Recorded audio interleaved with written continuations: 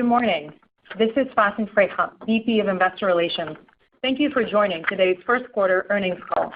To accompany this call, we've posted a set of slides on our IR website, ir.mccormick.com. With me this morning are Brendan Foley, President and CEO, and Mike Smith, Executive Vice President and CFO. During this call, we will refer to certain non-GAAP financial measures. The nature of those non-GAAP financial measures and the related reconciliations to the GAAP results are included in this morning's press release and slides. In our comments, certain percentages are rounded. Please refer to our presentation for complete information. Today's presentation contains projections and other forward-looking statements. Actual results could differ materially from those projected. The company undertakes no obligation to update or revise publicly any forward-looking statements, whether because of new information, future events, or other factors. Please refer to our forward-looking statement on slide 2 for more information. I will now turn the discussion over to Brendan. Good morning, everyone, and thank you for joining us. As many of you have probably seen on the news this morning, the Francis Scott Key Bridge collapsed in Baltimore. Our thoughts go out to everyone impacted by this terrible tragedy. We have activated a team and are monitoring the situation. We are pleased to start the year with a strong first quarter. Our performance reflects the early success of our prioritized investments to improve volume trends and drive profitable growth. I will begin my remarks this morning with an overview of our first quarter results, focusing on top-line drivers. Next, I will provide perspective on industry trends, highlight some early signposts of success, as well as areas we continue to work on, and review our growth plans. Mike will then go into more depth on the first quarter financial results and review our 2024 outlook. And finally, before your questions, I will have some closing comments. Turning now to our results on slide 4. In the first quarter, sales grew 2% in constant currency, reflecting a 3% contribution from pricing, partially offset by a 1% decline in volume and product mix, primarily driven by the pruning of low-margin business and our canning business divestiture. Underlying volume was flat compared to the prior year. Sequentially from the fourth quarter, volume trends improved in both consumer and flavor solutions. We believe this improvement is an indication of continued progress as we remain focused on driving quality top-line growth throughout our portfolio. In consumer, volumes improved substantially from the fourth quarter in the Americas. In EMEA, we drove positive volume growth while continuing to benefit from pricing actions. In Asia Pacific, volume performance was impacted by the macro environment in China, as we expected. We continue to expect full year 2024 China consumer sales to be comparable to 2023. Outside of China, we delivered strong sales growth driven by both price and volume. In flavor solutions, our results were solid, and growth was driven by price and underlying volume growth, partially offset by the impact of our canning divestiture. We are pleased with our performance, recognizing many of our customers, including consumer product companies or CPGs and quick-serve restaurant or QSRs, continue to experience volume softness in their businesses. We are continuing to collaborate with our customers to navigate this challenging environment, and we remain optimistic about our growth for the year. It's worth noting that volume trends in flavor solutions typically fluctuate from quarter to quarter, largely attributable to customer activity, including new product launches, limited time offers, and their other promotional activity. As we said at the CAGNY conference, McCormick is a growth company, and 2024 is an important investment year to return to our long-term objectives. Our results demonstrate the early impact of investments we have made to fuel our top line and further capitalize on the underlying growth of our categories. We have a robust set of initiatives and continue to expect share gains in units to lead our trends, and our results will build throughout 2024. Let me share some of our perspectives on industry trends. We are in a unique position with our portfolio's breadth and reach in both consumer and flavor solutions. Our shared insights give us a very strong understanding of consumers' flavor needs, preferences, behaviors, and trends. Consumers remain challenged. 2 years of steep inflation has had an impact, and many are exhibiting value-seeking behavior. While food inflation is slowing, its compounded impact is still being felt by consumers. Budgets are stretched, resulting in choiceful spending decisions, a trend that is continuing from the fourth quarter. In the first quarter, with higher inflation in the food service channel and slowing retail food prices, we broadly saw a shift from food away from home to food at home consumption in our major markets. We are also seeing improvement in center store categories and some softness in restaurant traffic across all regions. As we said, the current state of the consumer is not defined by any one trend. It remains dynamic. And we are responding with speed and agility. I am encouraged by the early success of our key initiatives. We have the right plans in place that are continually influenced by what matters most to our consumers and customers and fit within our strategic priorities. Moving to slide 5, let me highlight for the quarter some of the key signposts of our success that demonstrate we have the right plans in place. Starting with spices and seasonings. In Americas, EMEA, and Asia Pacific, excluding China, we grew volumes. In the U.S., our unit share performance continues to improve, and we drove dollar share gains in Eastern Europe. In recipe mixes, we strengthened our performance with volume growth in the Americas, reversing the trends from the fourth quarter. Recipe mixes were a significant driver of UK volume growth, and homemade desserts were also a substantial driver of France's volume growth. In both, we realized both unit and dollar market share gains. Volume growth in our flavors business is strong across key categories, including outpacing the category in alcoholic beverages and performance nutrition. Finally, we grew volume in branded food service and realized market share gains in spices and seasonings and on tabletop in hot sauces.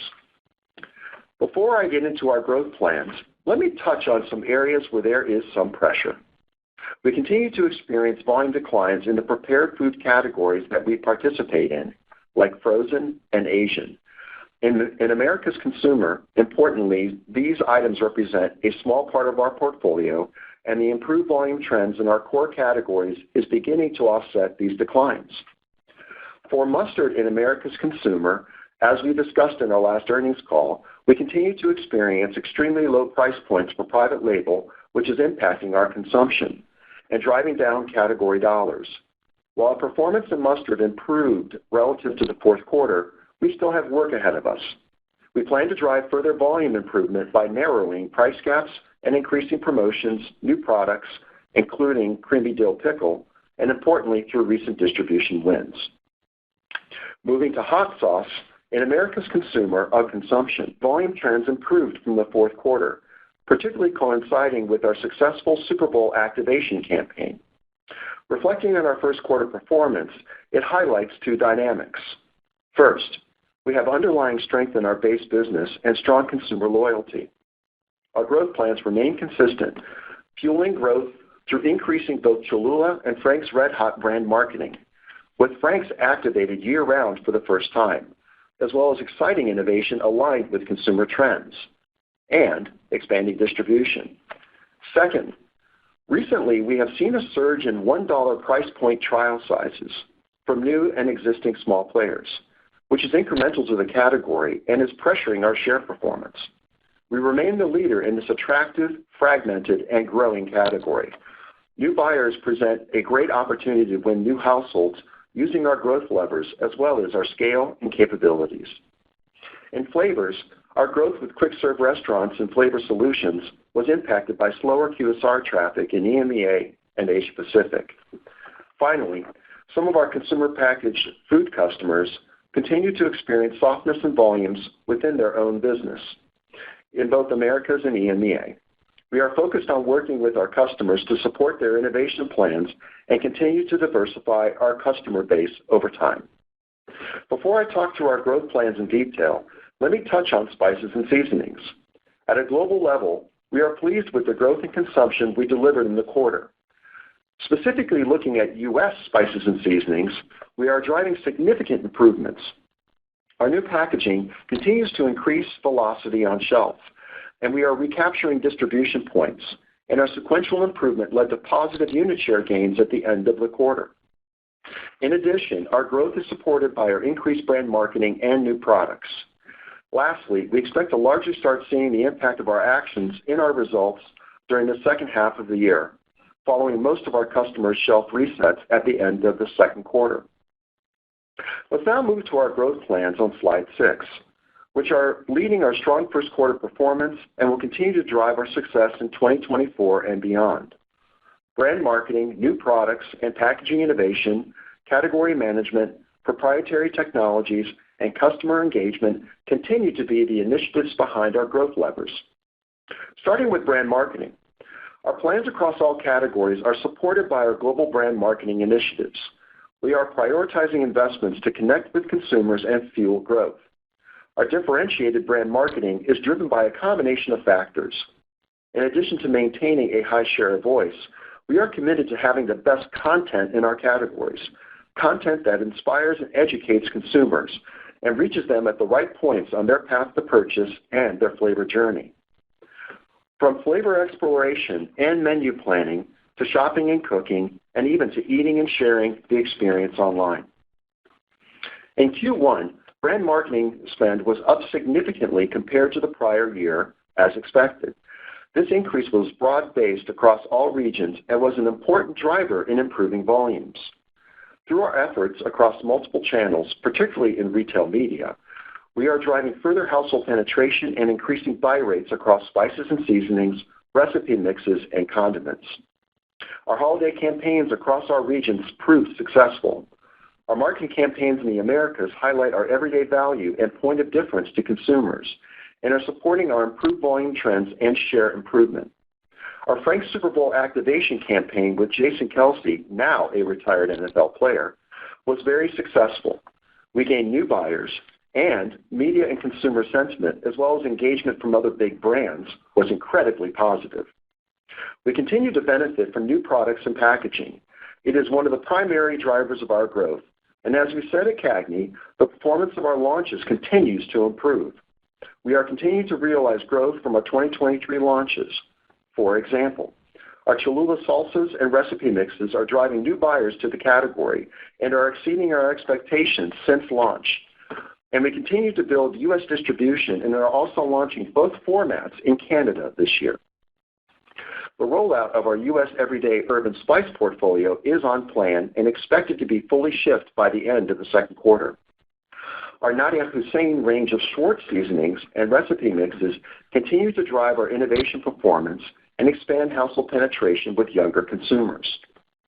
As we look ahead to the rest of the year, with our renovated recipe mixes, we have opportunities to win more dinner occasions with new global cuisine seasonings in both Americas and EMEA, and reshaping the portfolio by shifting offerings to meet consumers' growing preference for non-red meat proteins. In seasoning blends, an exciting growth opportunity we mentioned at CAGNY, we are launching new Lawry's seasoning blends in large sizes, which offer a value price point to consumers. And we are really excited about the Frank's Red Hot dips and popular flavors in a squeeze bottle format we just launched and are looking forward to another campaign featuring Jason Kelce. In flavor solutions, we are leveraging our proprietary technologies to support our innovation in flavors, to win new customers, diversifying our customer base, and drive share gains across our portfolio. Our momentum with our flavors customers continues to be strong and fuel our new product pipeline. We are collaborating with many of our customers to heat up their products, from snacking to beverages. Our heat brief win rates are strong across our regions. We continue to dedicate resources where we have the right to win. In branded food service, we have a strong innovation agenda, including launching a Cattleman's Hawaiian barbecue flavor, expanding our seasonings portfolio with Ducros line extensions, and extending McCormick Mayonesa, which has had great performance in our consumer segment, into this channel.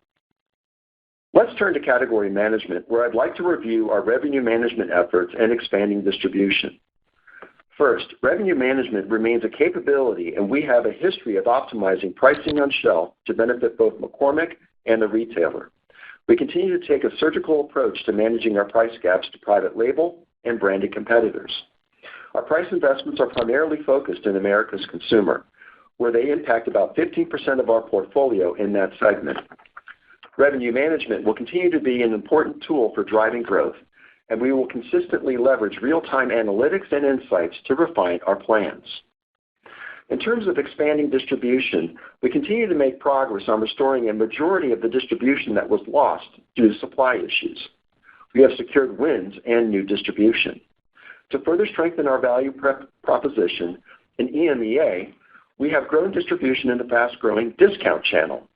And in the U.S., our Lawry's opening price point is expanding across the stores of a leading discounter.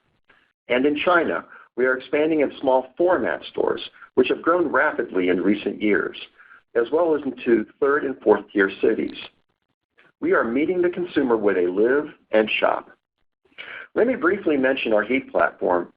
As you heard in my remarks, heat-infused products span our portfolio and are driving growth. We expect heat to continue to be a long-term growth accelerator globally for McCormick. Consumers, particularly younger generations, continue to drive demand in this flavor profile. We are uniquely positioned to win in heat with our global iconic brands and our meaningful scale and expertise that we have been building for decades.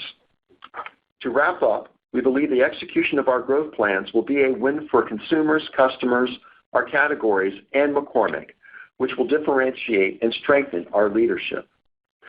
As we look ahead to 2024, we are maintaining our outlook. Mike will share more of the details. At a high level, we expect our top line to be at the mid to high end of our guidance range given the momentum we saw in the first quarter. We are confident in our initiatives, and we have provided proof points of where they are working. That said, we also continue to reflect on the uncertainty in the consumer environment in our outlook for 2024. Before I pass the call to Mike, let me reiterate a few points. We are deliberately focused on attractive, high-growth categories across both segments, resulting in a significant long-term tailwind to drive profitable growth. That said, it's crucial that we continue to capitalize on this position of strength. The long-term trends that fuel our categories, consumer interest in healthy, flavorful cooking, flavor exploration, and trusted brands, continue to be very strong. And importantly, consumer enjoyment in cooking is growing. We remain dedicated to improving volumes. We continue to refine our plans and are prioritizing our investments to drive impactful results and return to differentiated and sustainable volume-led growth. And you should continue to expect improvement over the coming year and into 2025 and beyond. Now over to Mike. Thanks, Brendan, and good morning, everyone. Starting on slide 8, our top-line constant currency sales grew 2% compared to the first quarter of last year, reflecting 3% of pricing benefit offset by a 1% volume and mix decline. As expected, volumes were impacted by our strategic decision to exit DSD, direct store delivery, of our bagged Hispanic spices in the Americas, the exit of a private label product line, and the divestiture of a small canning business in EMEA. Underlying volume and mix performance was flat for the quarter, reflecting a sequential improvement from the fourth quarter, where total underlying volume growth was down approximately 3%. In our consumer segment, constant currency sales growth of 1% reflects a 3% increase in pricing actions, offset by a 2% volume decline, which is due to a 1% impact from the DSD business exit I just mentioned, lower volume and product mix in the Americas, specifically in prepared food categories, including frozen and Asian, consistent with our expectations, and the impact of the macro environment in China. On slide 9, consumer sales in the Americas were comparable to last year. Contribution from price was offset by a volume and mix decline of 3%. This decline was fully attributable to the DSD exit and lower volume and product mix in the prepared food categories I just mentioned. In EMEA, constant currency consumer sales increased 8%, with a 5% increase from pricing actions and 3% volume growth. Sales growth was broad-based across product categories in our major markets. We are pleased with the volume growth we delivered in EMEA and expect the momentum to continue through 2024. Constant currency consumer sales in the APAC region were down 5%, driven by a 6% volume decrease, primarily due to the macro environment in China.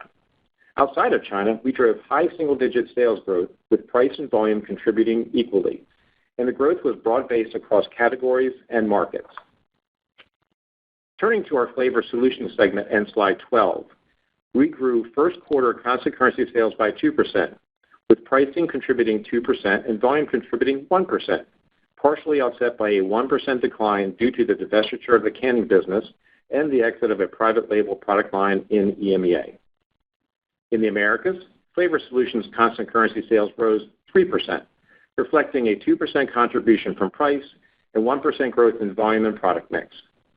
Sales growth was led by flavor, most notably in performance nutrition and branded food service.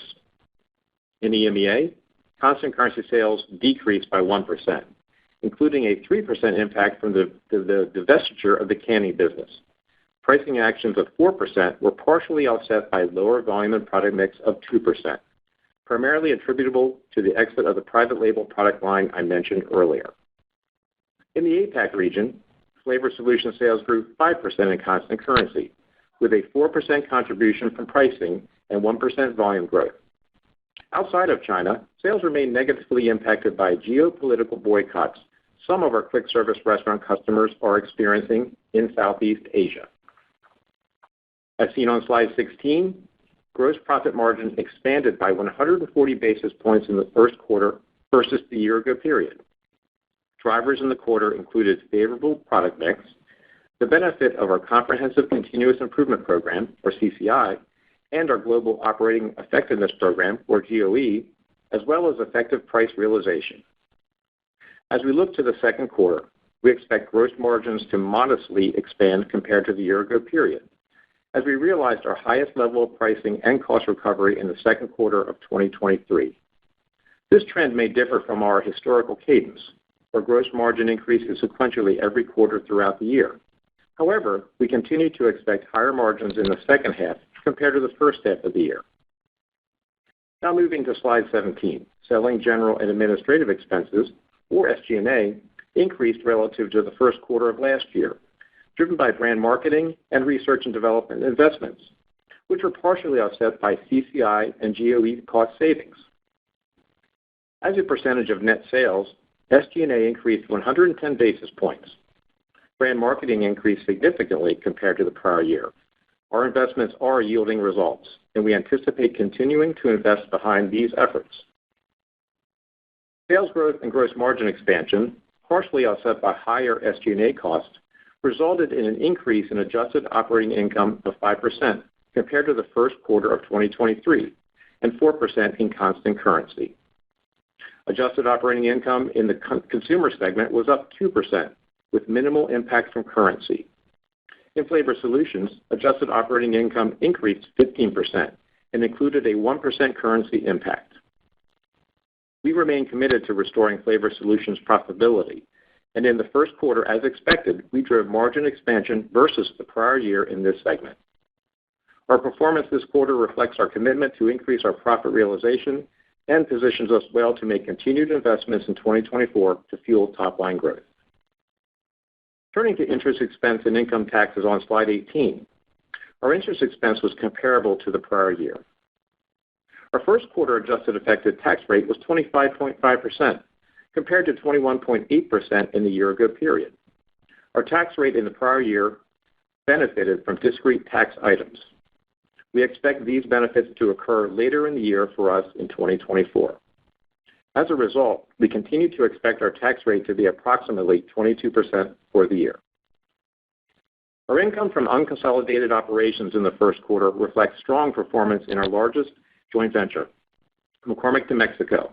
We are the market leader with our McCormick branded mayonnaise, marmalades, and mustard product lines in Mexico, and the business continues to contribute meaningfully to our net income and operating cash flow results. At the bottom line, as shown on slide 20, first quarter 2024 adjusted earnings per share was 63 cents, as compared to 59 cents for the year-ago period. The increase was attributable to higher operating income, driven by sales growth and gross margin expansion, as well as the results from McCormick de Mexico joint venture, partially offset by higher adjusted effective tax rate. On slide 21, we've summarized highlights for cash flow and the balance sheet. Our cash flow from operations was strong in the first quarter, $138 million, compared to $103 million in 2023. The increase was primarily driven by higher operating income and working capital improvements. We returned $113 million of cash to our shareholders through dividends and used $62 million for capital expenditures.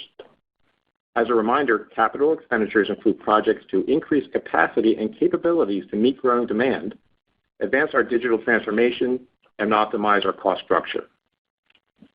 Our priority remains to have a balanced use of cash, funding investments to drive growth, returning a significant portion to our shareholders through dividends, and paying down debt. Importantly, we remain committed to a strong investment-grade rating and continue to expect 2024 to be another year of strong cash flow driven by profit and working capital initiatives. Now turning to our 2024 financial outlook on slide 22. Our outlook continues to reflect our prioritized investments in key categories to strengthen volume trends and drive long-term sustainable growth, while appreciating the uncertainty of the consumer environment. Turning to the details. First, currency rates are expected to unfavorably impact sales, adjusted operating income, and adjusted earnings per share by approximately 1%. At the top line, we continue to expect constant currency net sales to range between a decline of 1% to growth of 1%. Given the momentum in the first quarter, we expect to be closer to the midpoint to high end of our guidance range. In terms of pricing, we continue to expect a favorable impact related to the wrap of last year's pricing actions, most significantly in the first half, partially offset by our price gap management investments that will drive volume growth. We expect to drive improved volume trends as the year progresses through the strength of our brands and the intentional and targeted investments we are making. As we noted, our initiatives will take time to materialize, and we continue to expect to return to volume growth during the second half of the year, absent any new macroeconomic headwinds. Starting in the second quarter, we will have lapped the impact of the DSD and private label product line business exits. The divestiture of the Giotti canning business will impact us through the third quarter. We expect to continue to prune lower margin business throughout the year as we optimize our portfolio, the impact of which will be reflected within the natural fluctuation of sales. And finally, in China, our food away from home business, which is included in APAC Consumer, is expected to be impacted by slower demand in the first half of the year. And as such, we expect China consumer sales to be comparable to 2023 for the full year. While we recognize there has been volatility in demand in China, we continue to believe in the long-term growth trajectory of the China business. Our 2024 gross margin is projected to range between 50 to 100 basis points higher than 2023. This gross margin expansion reflects favorable impacts from pricing, product mix, and cost savings from our CCI and GOE programs, partially offset by the anticipated impact of low single-digit increases in cost inflation and our increased investments. Additionally, we expect to begin reducing our dual running costs related to our transition to the new Flavor Solutions facility in the UK in the back half of the year. Moving to adjusted operating income, we expect 4% to 6% constant currency growth. This growth is projected to be driven by our gross margin expansion, as well as SG&A cost savings from our CCI and GOE programs, partially offset by investments to drive volume growth, including brand marketing. We expect our brand marketing spend to increase high single digits in 2024, reflecting a double-digit increase in investments, partially offset by CCI savings.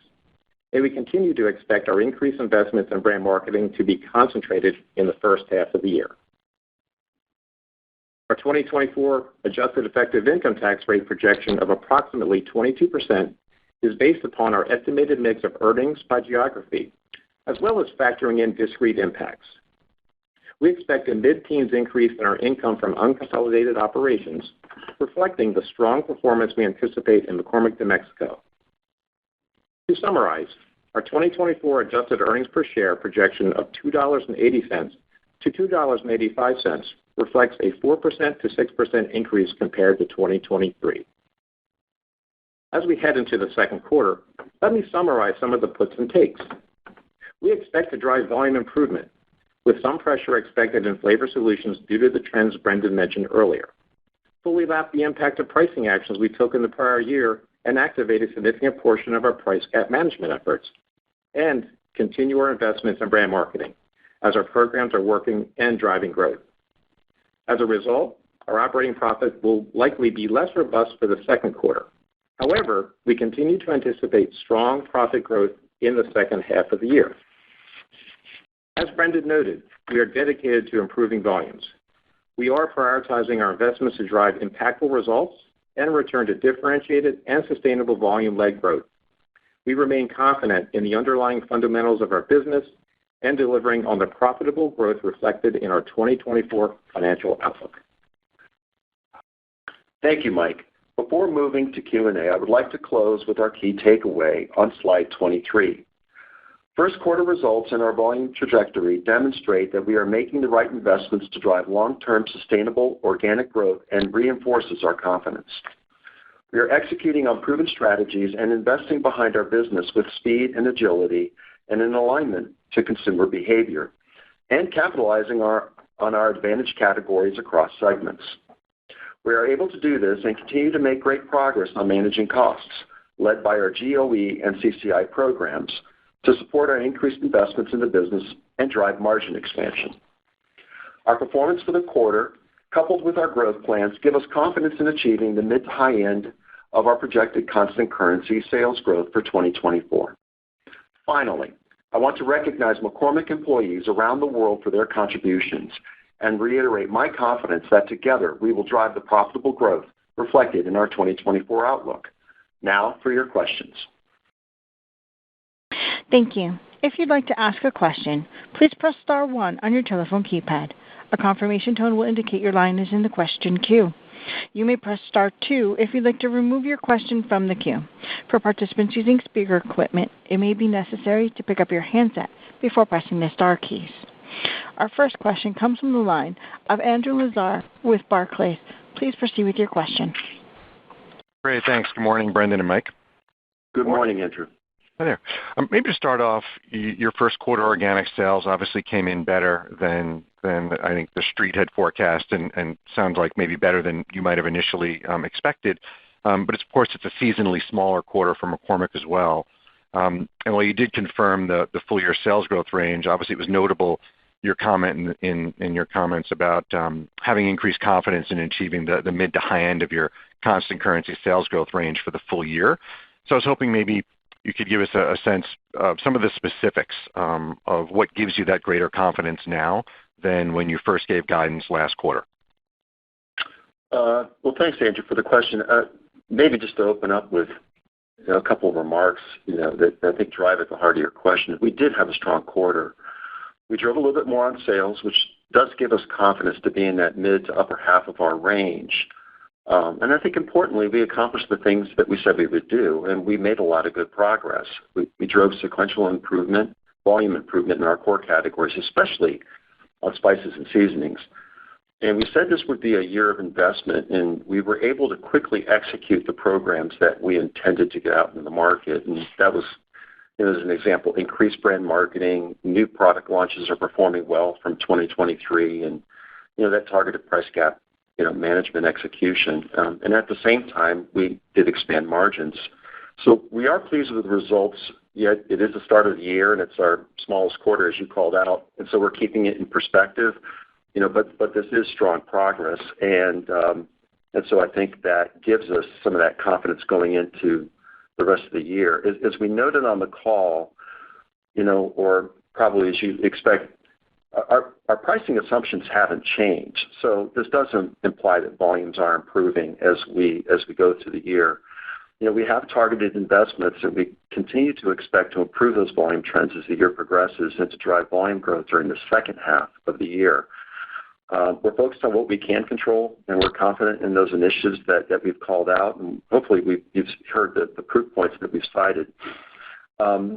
We don't necessarily guide by quarter or segment or region, but we can provide some additional color in that.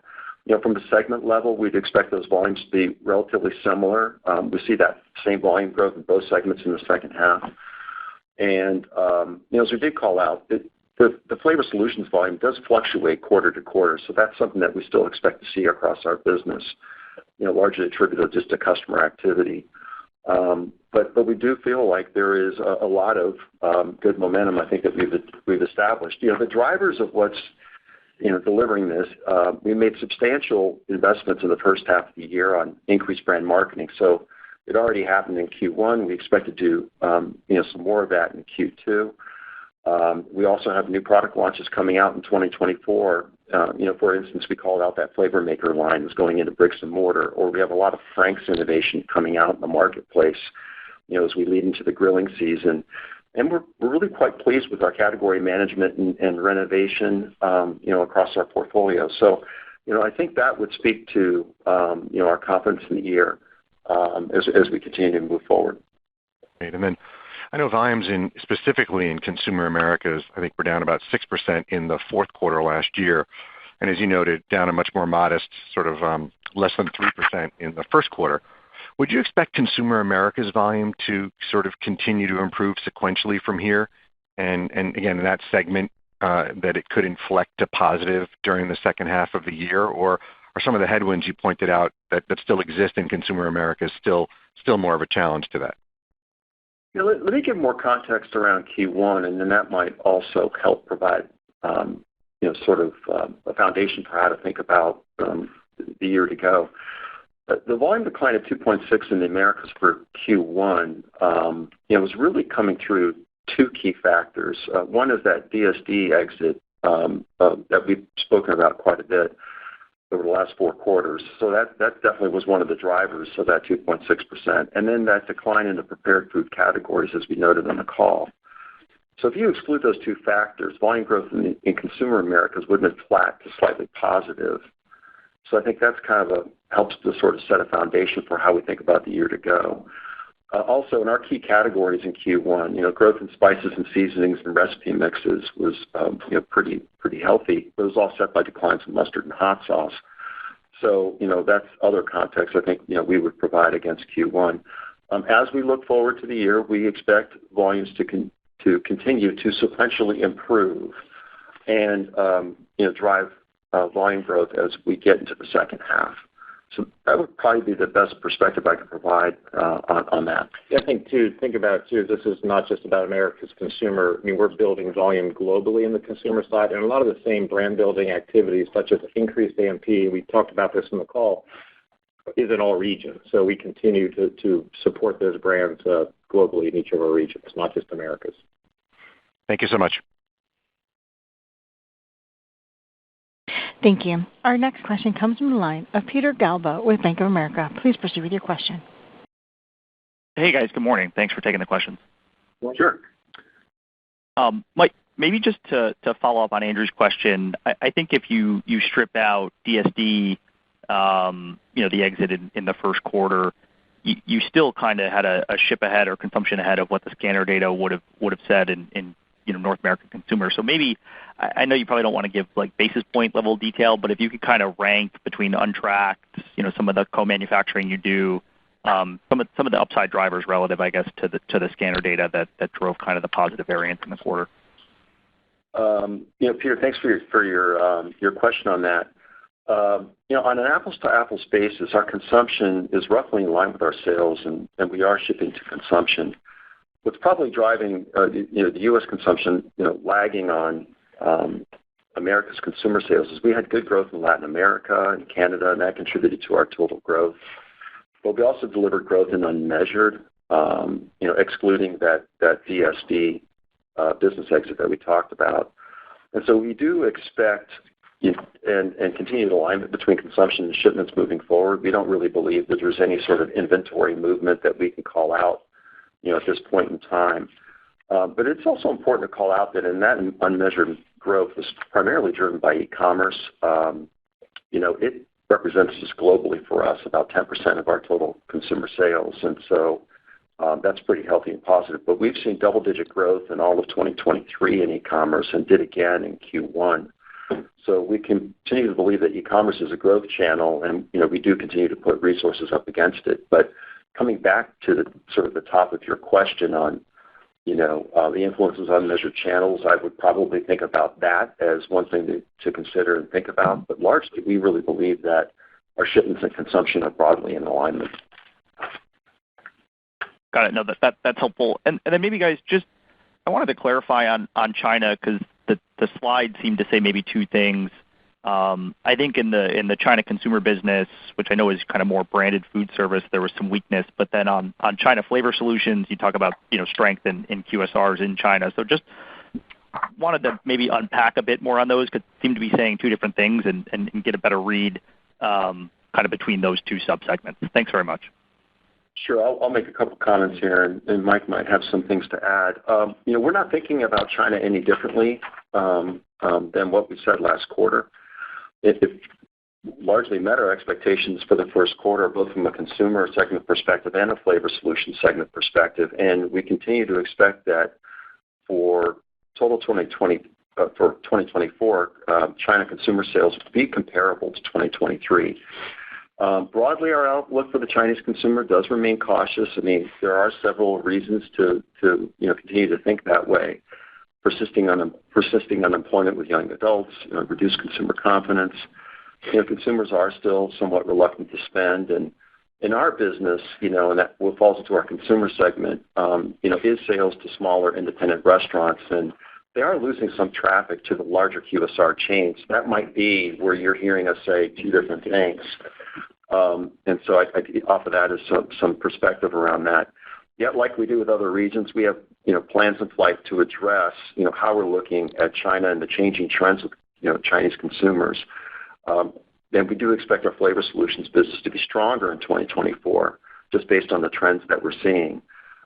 So that's I think some of the perspective. Mike, do you want to add anything? Yeah, I think we were in China about 2 months ago and saw a lot of these trends where the QSRs, big established QSRs, were starting to gain share and drive some traffic into their stores versus that kind of smaller mom and pop type stores.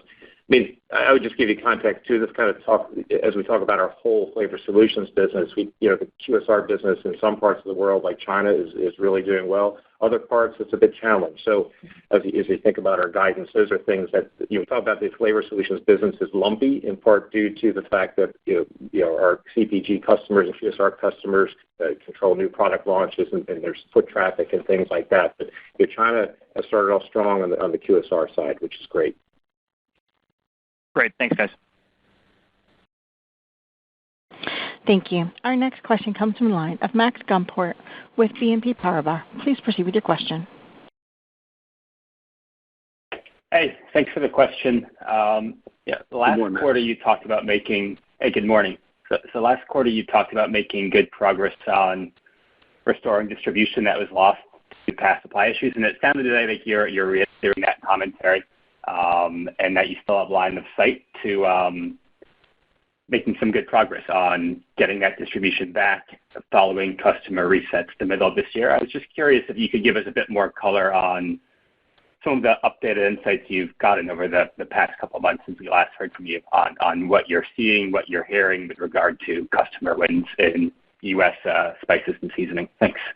Thanks for the question, Max. As a reminder, the proactive discontinuations that, over the course of those last 2 years, make up roughly 50% of the TDP losses that we experienced. So just reminder as background on that. And then, of the TDP that we lost really due to supply, we've recovered quite a bit of it, not entirely all of it, but a lot of it. I think the context I would add on top of that in terms of what we're seeing right now, across our core categories, we're really making pretty good progress. So, for example, just on recipe mix, our total distribution points were up again in Q1, and at this point we probably have the highest TDPs that we've seen in that category, probably compared to the last 3 or 4 years. So, and our share of TDPs is really quite healthy and strong. On hot sauce, again, our TDPs were up in Q1, and we have the highest total TDP points on that business too. In the last 3 years. Mustard, similar situation. TDPs were up again in Q1, and we have the highest total TDPs. And on that one, the share of TDPs in the last 3 years. So, a number of those categories, we feel like we're doing quite well and progressing quite nicely, up against this. In spices and seasonings, we're also making pretty good progress. In about 5 of our top 6 segments, we're seeing TDP growth. Broadly right now, TDP share is flat for us, but we expect that to improve as we go through the year. A lot of these resets, when you think about any category, or most of the tend to happen in the middle of the year. We think towards the end of Q2, those will start to reflect on shelf. And so I wouldn't say for all of Q2, but definitely as we go into the back half of the year, we think there'll be more full reflection of the gains that we think we've won. Great. And then one more on Flavor Solutions. So it was nice to see the positive volume growth to start the year. It was a bit earlier than we all expected, at least from our seat. And I know you called out that this segment can have fluctuations, whether it's due to limited time offerings or promotional timing, new product launches, what have you. With that comment, are there any things you know about right now that would make you think we could see some step back in 2Q, or is it more just trying to let us know that this is a segment that is more volatile and there's potentially reason to think that we could see a dip back to flatter performance in 2Q? I'll leave it there. Thanks. Yeah, this is Mike. I think you're right. We're really happy with the first quarter performance there, the sequential improvement. But some of our regions, the QSR business is pretty material, such as in EMEA, and it's very public. Some of the customers coming out and talking about the foot traffic. So I think as Brenda said in the call, second quarter there is a bit of headwind there on the Flavor Solutions side, so I wouldn't be surprised by that. But as Brenda said too, second half both for consumer and Flavor Solutions volume, we're expecting strength.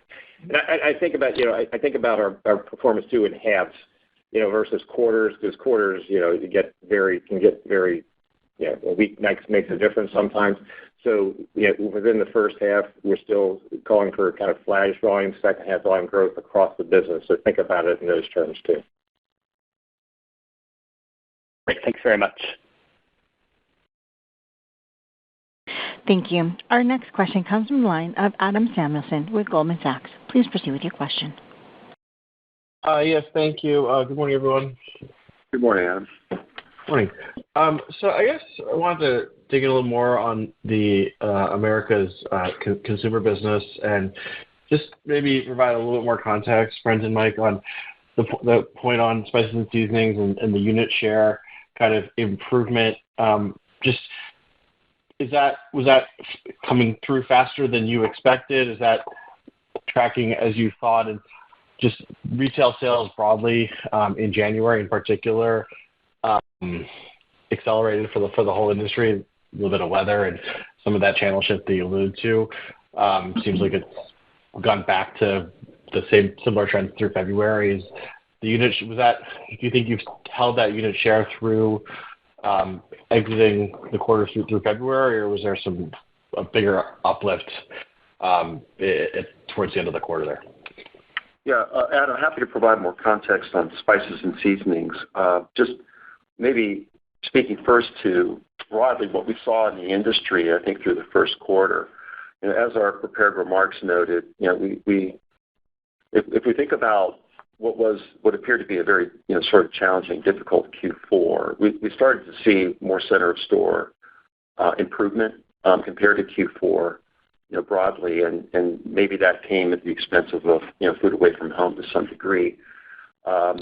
Certainly a cold winter always benefits McCormick. We like to see people make a lot of chili, and so that always is great for part of our recipe mix business. But we're speaking specifically to spices and seasonings here, so we tend to think about this from a different perspective. What's really driving, I think, our performance right now is I would point out maybe a couple of things that are benefiting our business. Our new packaging continues to increase velocity on shelf, and we're rolling out more of that.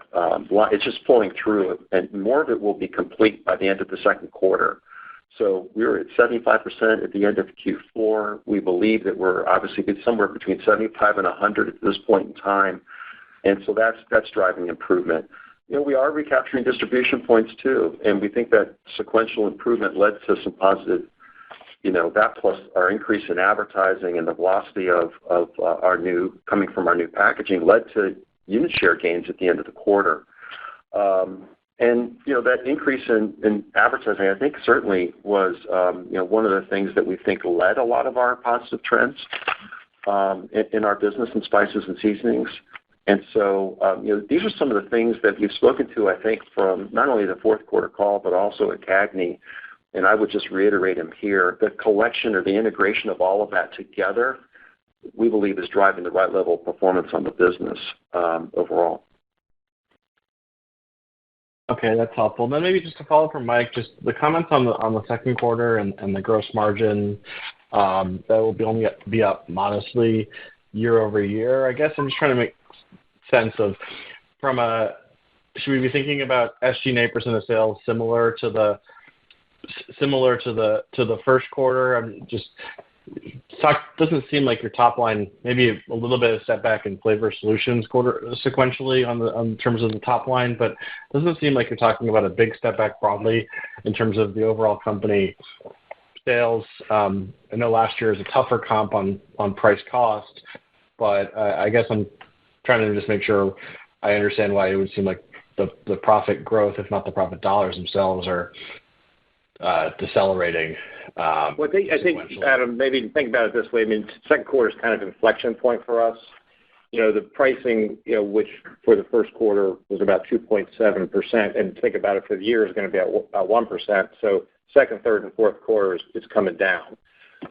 While volume is turning positive and we're getting sequentially improvements, in that second quarter, you don't have as much cover for pricing, and your volume, while it's improving, isn't to the level it is in the second half. So that is in second quarter, as I said in the remarks, we're activating some of our price gap management activities more than in the first quarter, so that puts a little pressure on the sales line and the profit line.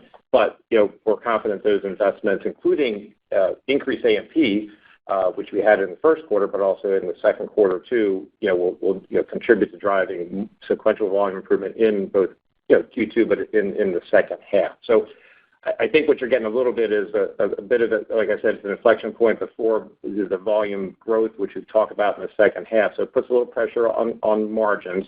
We're still having positive margin improvement versus last year, but if you think about last year, that was like the sweet spot of when our pricings are really going in, overcoming the cost impacts. We talked about that last second quarter. So that was, at that point, our margins were up 300 basis points from the prior year, I think it was. So, but we still see, again, back to the first half, second half, really good margin improvement in the second half.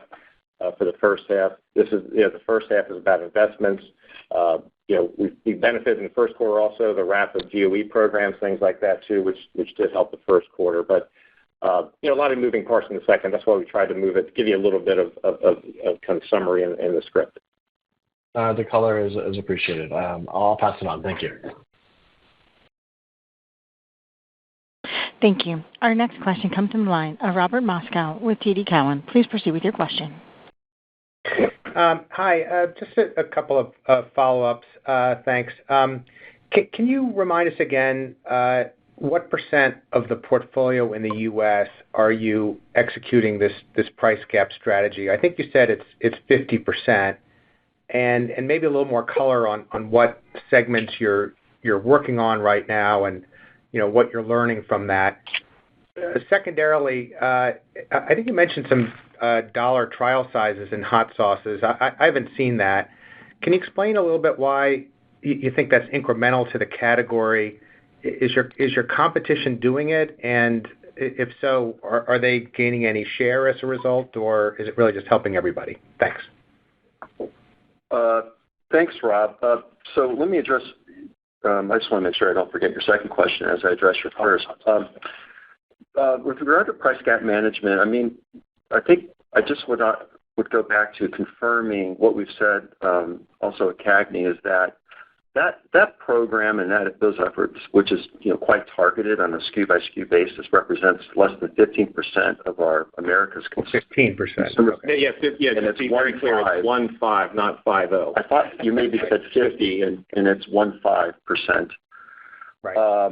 And it's really being applied to targeted parts of our spices and seasonings category and recipe mixes. We're also taking price gap management efforts selectively across other regions. I would say EMEA is an example of that. But this is just part of, I think, a good tactical blocking and tackling on, the parts of our portfolio where we think maybe a price point just simply isn't at a place where it can be successful.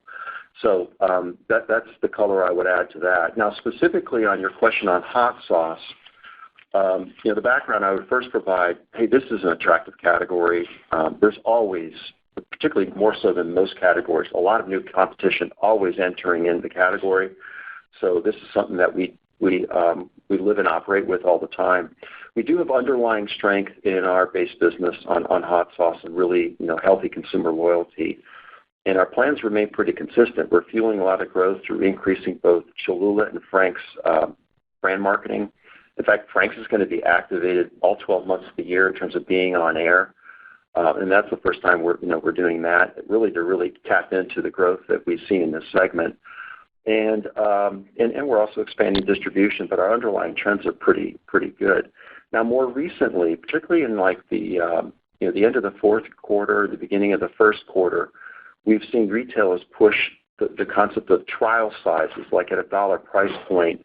And it's created, obviously, a lot of consumer value when you have just a really low opening price point of $1 for something that's like an ounce or less of product. But it's resulted in significant unit growth. And it's been driving down sort of the category volume and dollar growth that maybe we had been seeing, going into this time period.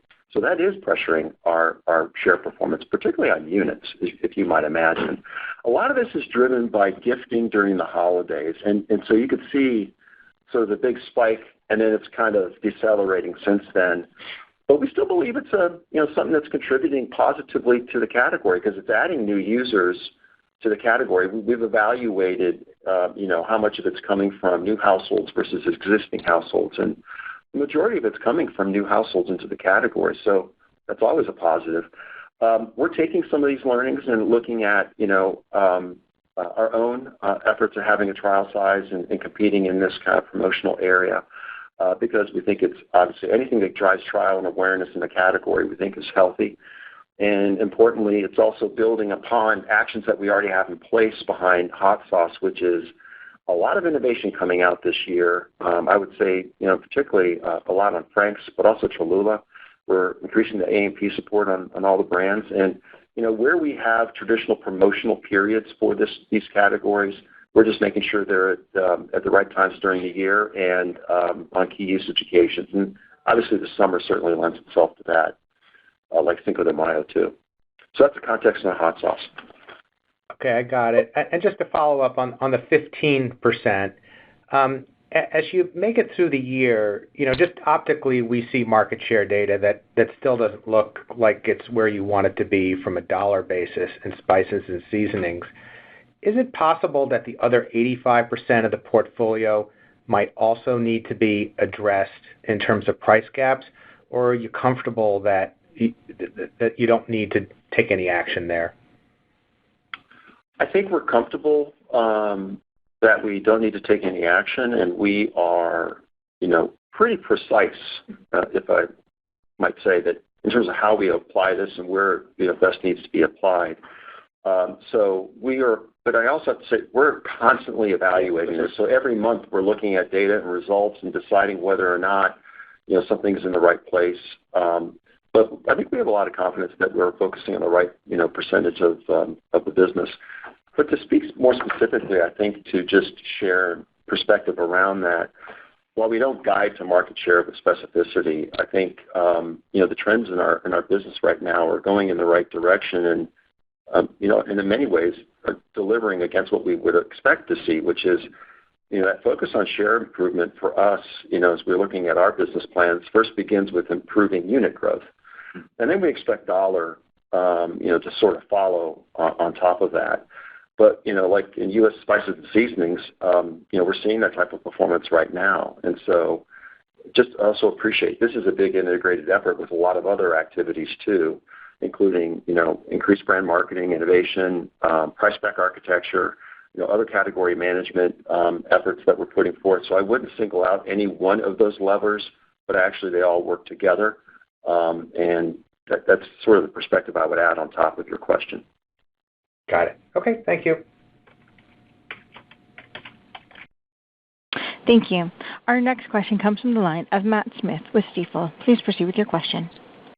Hi, good morning. I wanted to ask a follow-up question on that targeted price gap management in the U.S. consumer spices and seasonings business, particularly in terms of phasing as you've built up, or are you targeting 15% of the portfolio? Meaning, was it more targeted in the fourth quarter? You made some progress against the 15% that you're targeting in the first quarter, and there's still some more to go in these categories where you see the opportunity to use your price gap management tools to improve share. Should we expect that to continue to build into the second quarter? Hey, Matt.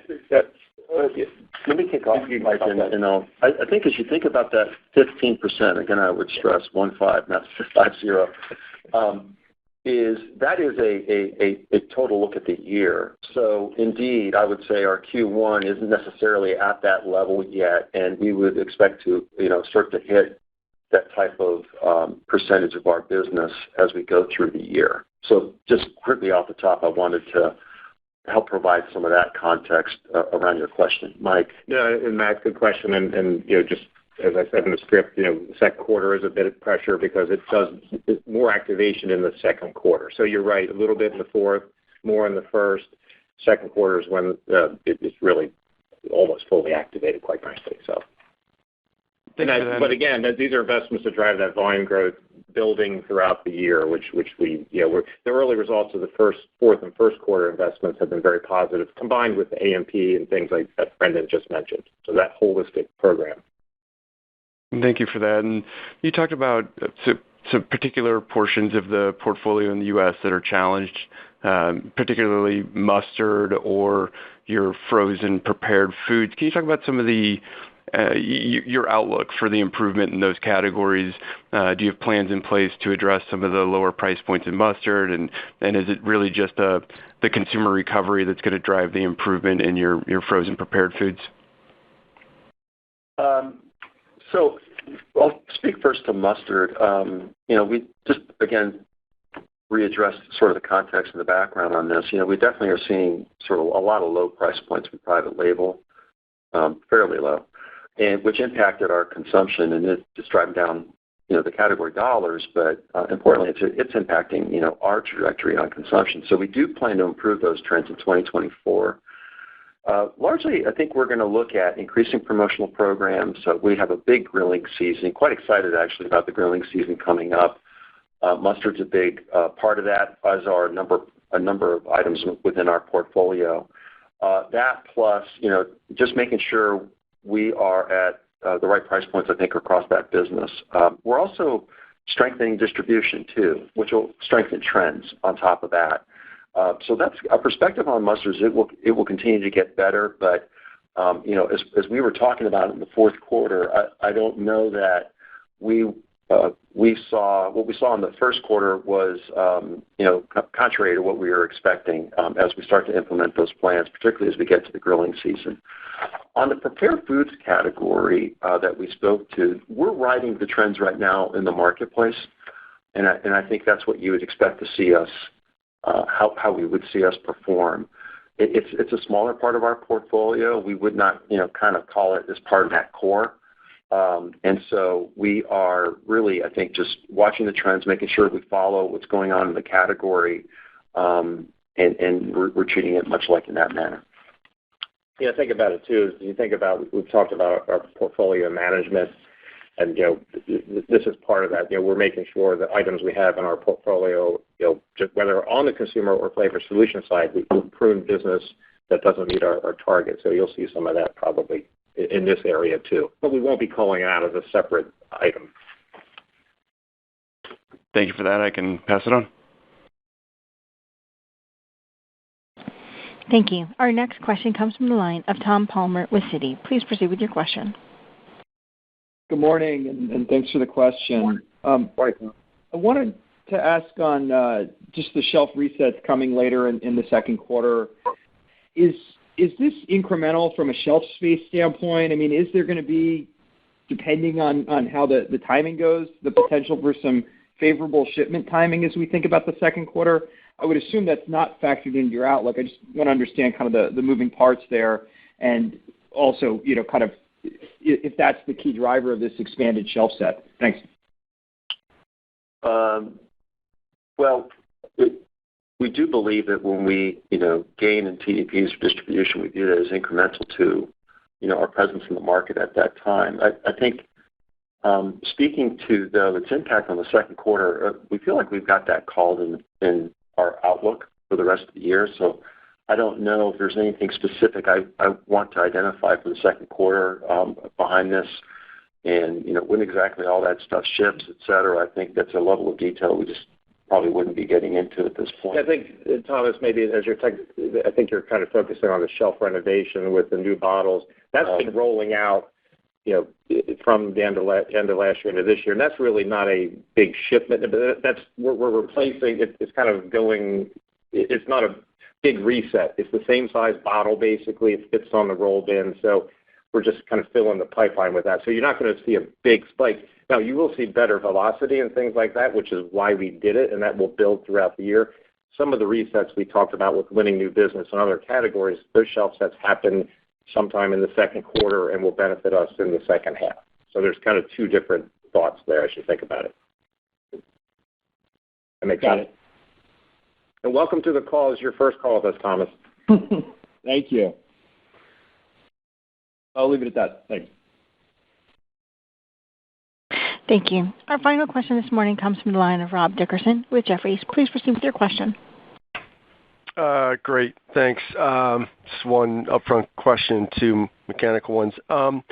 So I just want to go back, I guess, for the last question, just to, kind of the delta we're seeing in the track channel data, which clearly, all of us look at, and then what you did, in overall consumer in Americas was better. And I think I heard you say, like Latin America was doing well. I know e-com sounds like it's growing double digit, but I'm still trying to get a little bit more color because I feel like if e-com had been growing double digit or Latin kind of had already been doing well, like there's got to be some delta in there that's driving the difference between what we're seeing in that track channel data relative to what you report, because it clearly was much better, in Q1 versus, let's say, the prior 3 years. So then as we're all looking at that data going forward, like should we, I guess, think that you will be tracking nicely ahead of that data given the same drivers, or maybe not, because you're also saying you ship to consumption, but it's not what we see, and it's not what we've seen for the past, 11 quarters. So there was something in there, and that's why we're all asking, but I just didn't really get it. Well, Rob, I think there's possibly two different questions there, and I'd make an attempt at what I think you're getting at, which is what we're seeing in our business, and we read our business through Circana, and that's a much broader, more refined view of our categories. And so we are, reflecting that kind of data in our performance as we talk about it. Compared to what Nielsen might be reporting, I think traditionally over time, we've seen differences in that reporting. We don't really, reconcile that on the call or do anything of that nature, but there have been at times, a difference in what Nielsen might be reporting in terms of how they're capturing the category versus the more refined, higher level, broader view as we look at, spices and seasonings in our categories. So that might address part of your question. Now, the other half of that could be it's about unmeasured channels, et cetera. And I would go back to the comments that I made earlier that we largely see everything pretty much being in line between shipments and consumption. We are getting a lot of strong growth in e-commerce, as I called out earlier in the call.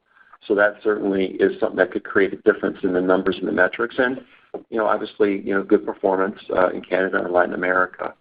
I'm going to pause to see if maybe if we thoughtfully addressed, I think. I think that's fair. That's fair. Totally get it. I just thought I'd ask one last time. And then just quickly, on the Mexico business with the JV, I know guidance is for mid-teens. I think it's mid-teens growth for the year. You put up 50% in Q1.